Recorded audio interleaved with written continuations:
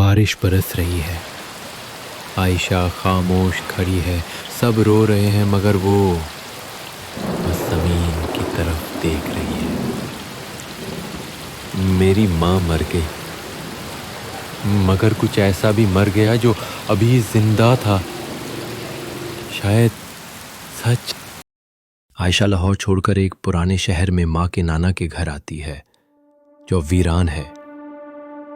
گھر کے اندر عجیب خاموشی ہے، دروازے خود بخود ہلتے ہیں۔ ایک بند کمرہ ہے جس پر داخلہ ممنوع کا پرانا بورڈ ہے۔ رات کو خواب آتا ہے، ماں کسی سے بحث کر رہی ہے، پھر چیخ اور اندھیرا۔ عائشہ جاگتی ہے اور ایک پرانی الماری میں ماں کی ڈائری ڈھونڈتی ہے۔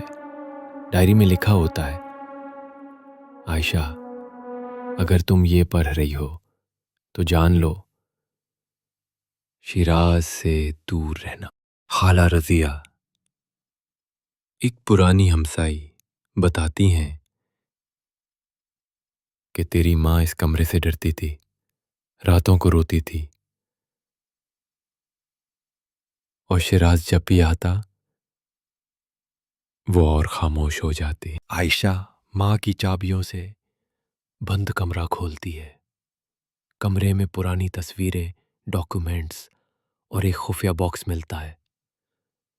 باکس کے اندر جائیداد کے کاغذات، زہریلی دوا کی بوتل، تصویریں، شیراز اور ماں جھگڑتے ہوئے، ایک آڈیو ٹیپ، ماں کی آواز، اگر کچھ ہو جائے تو میری بیٹی کو سچ بتانا۔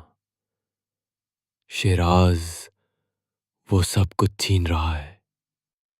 شیراز اچانک گھر آتا ہے، ہمدردی کا اظہار کرتا ہے، عائشہ سے کہتا ہے دکھ کی گھڑی ہے مگر اب تم اکیلی نہیں ہو، میں ہوں نا۔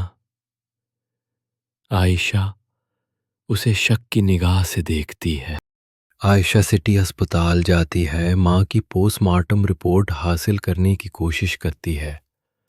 رپورٹ غائب، مگر ایک نرس کہتی ہے کسی نے 2 دن بعد فائل بند کروا دی تھی، دستخط شیراز کے تھے۔